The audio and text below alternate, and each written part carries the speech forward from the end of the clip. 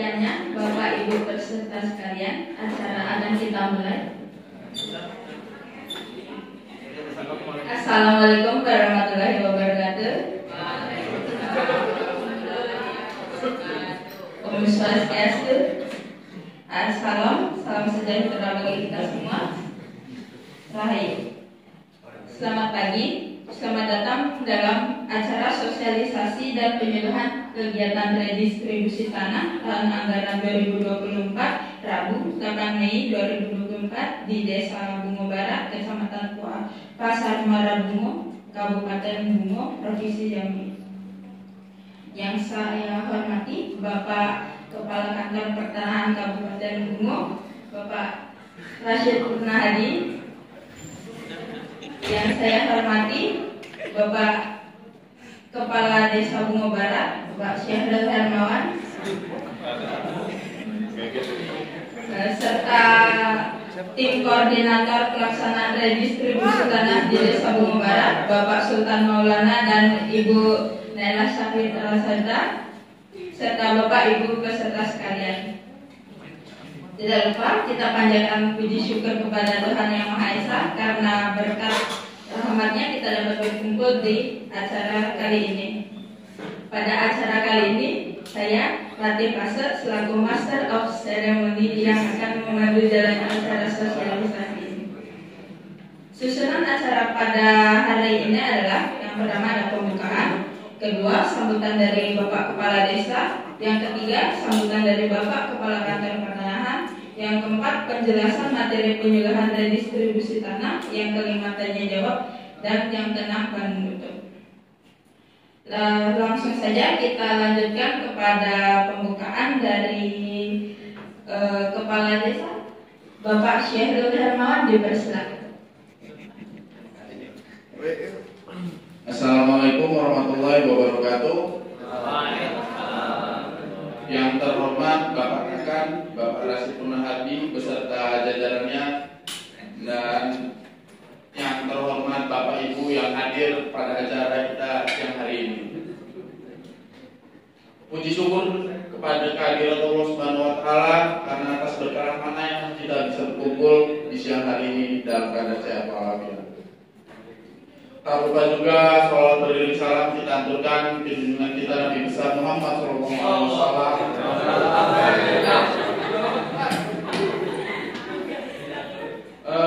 Jadi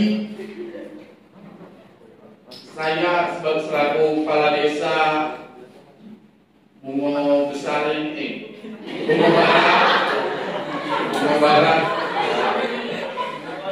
ingin menyampaikan bahwa ini desa kita memiliki beberapa potensi yang luar biasa, tetapi masih banyak kendala yang kita hadapi. Nah, untuk itu Bapak Kakak datang sini ingin mengadakan penyuluhan kepada kita masyarakat agar mengerti. Jadi kita dapat memanfaatkan apa yang ada di desa kita ini dengan sangat maksimal. Jadi untuk mempersingkat waktu, langsung saja kita berikan kepada Bapak Kakak beserta jajaran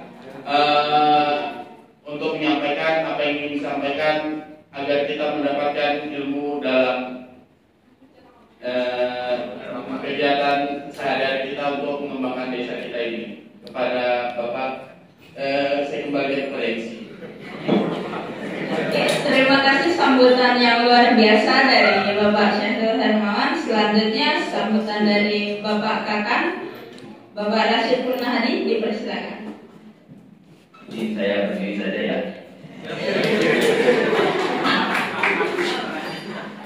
Bismillahirrahmanirrahim. Assalamualaikum warahmatullahi wabarakatuh. Selamat pagi bapak-bapak, ibu-ibu. Sehat nih?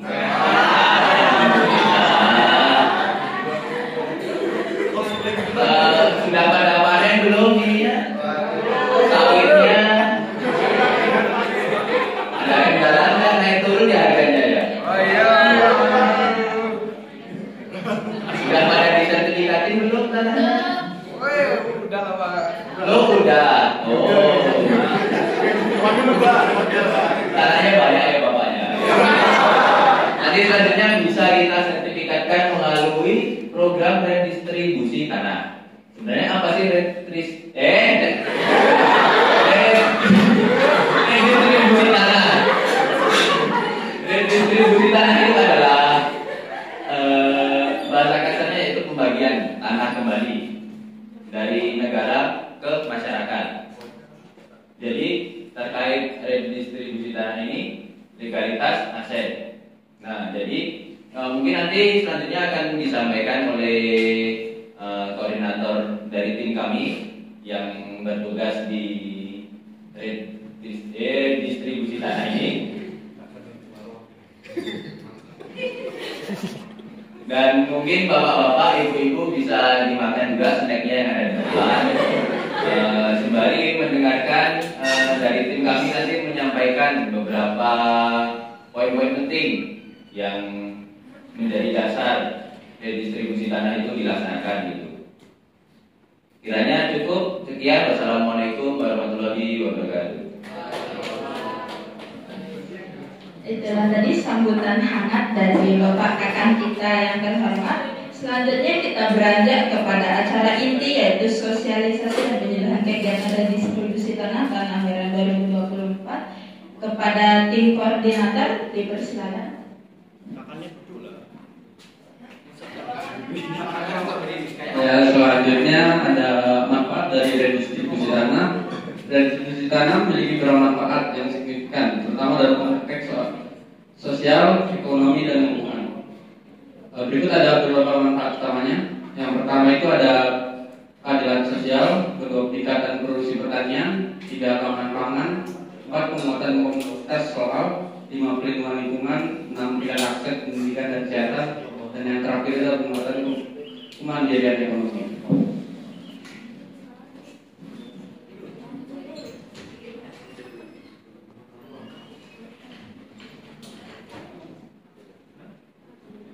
Selanjutnya ada objek redistribusi tanah menurut pasal 7 PP nomor 86 tahun 2018. Tanah yang mau dipersyaraatkan pada hak rakyat atas tanah meliputi satu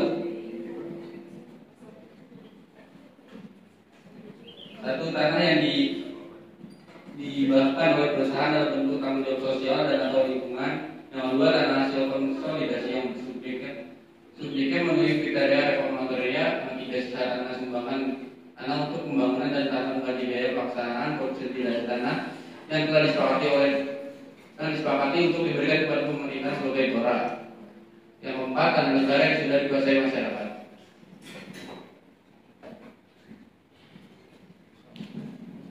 Selanjutnya ada subjek redistribusi tanah. Yang pertama itu warga negara Indonesia. Yang kedua itu umur paling rendah itu 18 tahun.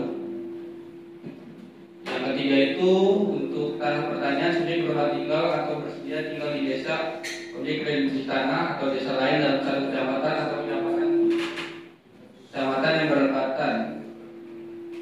Yang ketiga itu ada yang keempat itu ada PNS paling tinggi golongan 3A. Selanjutnya ada TNI paling tinggi berpangkatan Letnan 2. Dan terakhir itu paling tinggi berpangkat Inspektur 2. Selanjutnya saya kembalikan pada MC.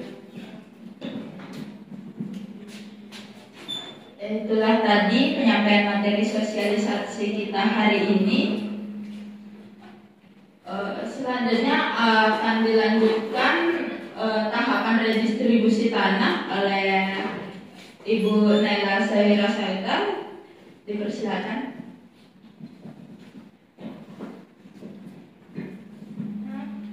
Baik, tadi sudah disinggung oleh atasan saya, Pak Rasid, kemudian oleh rekan saya juga, Pak Sultan, soal redistribusi tanah. Jadi pasti Bapak Ibu ini penasaran kan, pengen tahu tahapan apa saja yang dilakukan untuk melaksanakan kegiatan redistribusi tanah ini.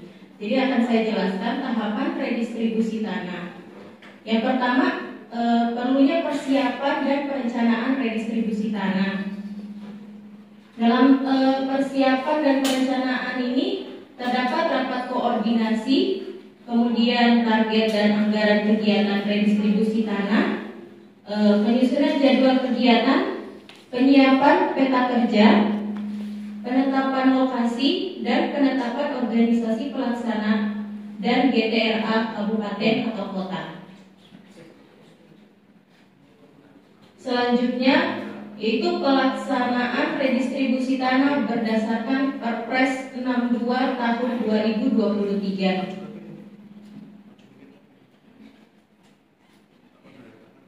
Yang kegiatan pertama yaitu sosialisasi dan penyuluhan oleh Kanta atau Kanwil BPN di lokasi objek redistribusi tanah.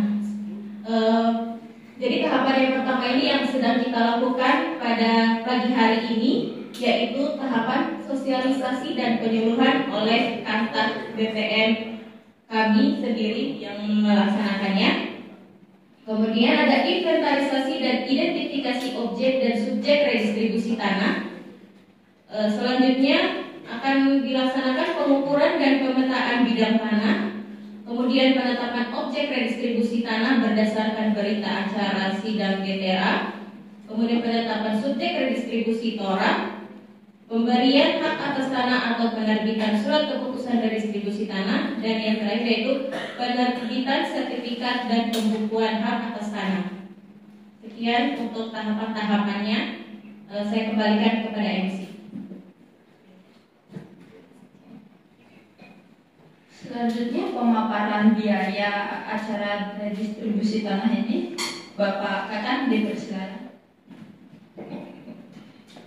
Biasa masyarakat ini sukanya biaya-biaya gini, makanya saya sampaikan tadi. Nah, biaya yang disiapkan oleh masyarakat sekalian untuk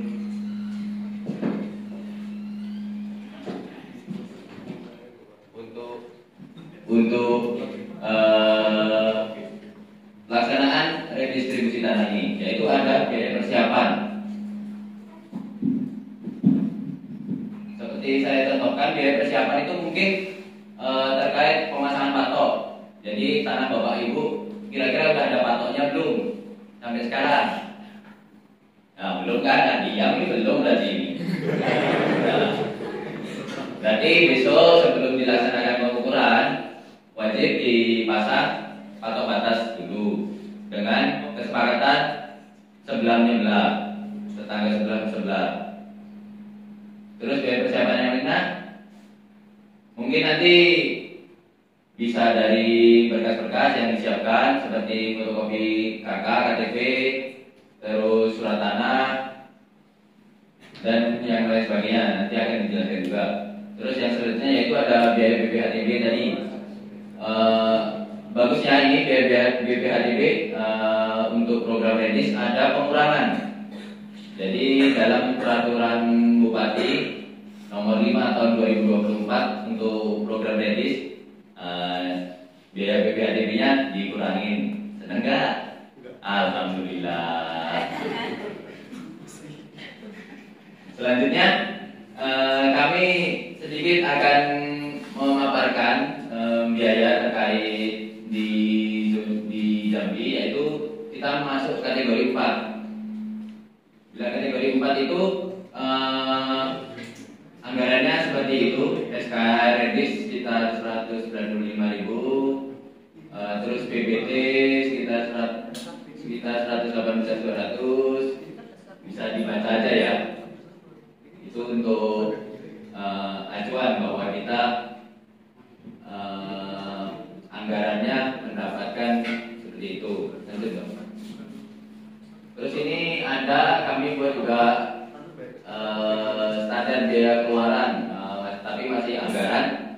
Jadi beberapa pengeluaran kita seperti ya acara penyuluhan ini, terus ATK segala macam, transport itu kita sudah anggarkan semua. Dan itu ada juga besok nanti kalau masyarakat yang mau menjadi pendamping, terus menjadi pembantu dalam redistribusi tanah, nanti insya Allah ada ini ya.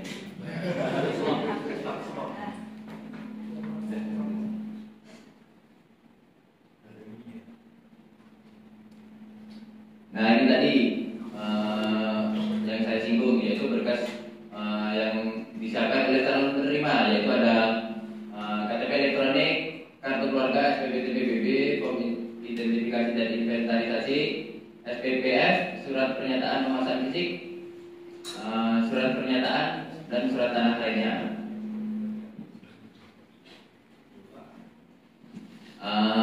Sekian, saya kembalikan ke MC. Terima kasih atas penjelasannya Bapak Kakak. Dari materi itu semua pasti Bapak Ibu sekalian memiliki pertanyaan, terutama dengan apa sih manfaat redis ini buat desa kita ini, ya kan? Oleh karena itu kita masuk ke dalam acara tanya jawab. Jika ada Bapak Ibu sekalian ada pertanyaan, dipersilakan. Oke, Ibu yang di sana dipersilakan.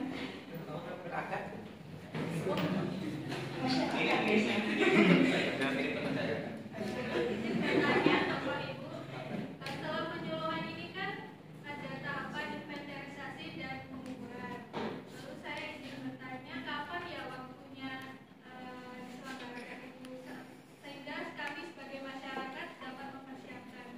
Dan lalu tadi kan sudah disampaikan oleh Bapak Kakak ya, diharuskan untuk memasang patok. Patoknya itu sudah disiapkan oleh kantor pertanahan atau kami sendiri? Ya.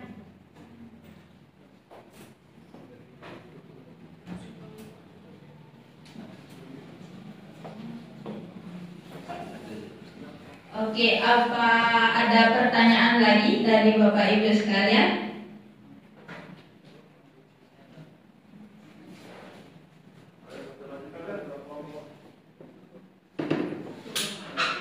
Oke, Bapak, dipersilakan. Izin Bapak Ibu mau tanya sih, tadi kan dijelaskan oleh Pak Kakak bahwasannya saat pengukuran itu sebelumnya harus terdapat pemasangan patok. Nah, kebetulan saya itu punya tanah, tapi patok saya itu hilang. Nah, itu bagaimana solusinya Pak? Terus sama ini, tadi kan juga tiap bidang tanah itu memerlukan berapa patok? Ya, cukup, terima kasih. Oke, pertanyaan yang luar biasa ya.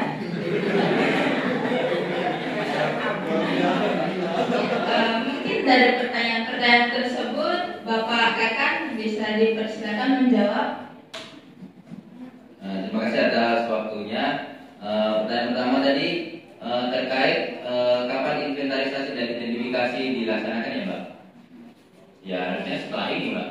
Ya paling tidak lama, tidak sampai seminggu kita akan koordinasi juga dengan Pak Kepala Desa kapan waktunya yang baik untuk dilaksanakan inventarisasi bersama, nanti dibantu oleh perangkat-perangkat desa yang lainnya gitu. Terus untuk pertanyaan kedua tadi, oh beli apa disiapin gitu ya? Beli lah Pak. Kan udah gratis kan Pak, ada distribusi tanah ini kan gratis, masa beli patok aja nggak bisa gitu. Itu aja sih, saya simpel aja kalau jadi para kantor saya simpel aja gitu. Terus selanjutnya pertanyaan dari Bapak tadi, Bapak siapa? Bapak Bowo ya, Presiden kita OTW. Pertanyaan tadi apa tadi Mas? Patoknya hilang. Oh patoknya hilang. Ya dipasang lagi Mas. Jadi dipasang lagi sesuai dengan kesepakatan sebelah menyebelah. Jadi mana batasnya dengan tanah sebelah, mana batasnya dengan tanah yang belakang, mana batasnya dengan tanah yang depan, itu dipastikan lagi. Jangan sampai ada klaim sepihak. Nanti bila ada klaim sepihak akan timbul pasti sengketa, pasti itu. Sudah banyak terjadi permasalahan mengenai batas itu. Terus untuk patok yang dibutuhkan ya tadi itu tergantung bentuk tanah masing-masing. Jadi setiap patok itu dipasang di setiap sudut tanah. Jadi seumpama bentuk tanahnya segi 4, ya berarti 4 patok. Kalau bentuknya agak bulat ya berarti ya banyak ya. Jadi setiap belokan kan harus ada. Daripada tanahnya hilang Pak, mending banyakin patoknya nggak apa-apa Pak. Nah itu aja sih. Saya kembalikan ke MC. Terima kasih atas jawaban realistis dan mencerahkannya Bapak Kakak. Akhirnya sampailah kita pada penghujung acara. Saya mohon maaf apabila ada tutur kata maupun tindakan yang kurang berkenan pada hadirin dan hadirat sekalian. Sebagai penutup, izinkan saya menyampaikan pantun. Pak Aris membawa bonsai.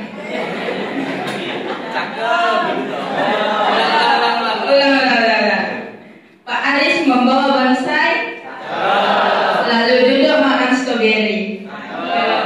Kegiatan kita telah usai, saatnya saya undur diri. Sekian, terima kasih.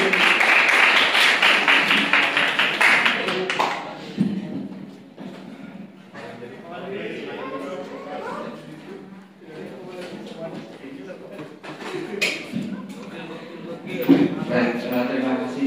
Saya rasa ini lebih mendekati lagi ya, itu bisa jadi model untuk teman-teman yang lain ya. Mungkin saya rasa nggak ada komentar ya, kalau sudah bagus. Mungkin kalau di itu apa namanya tadi, harapannya mungkin bisa dibikinkan jadwal yang aktif gitu. Jadi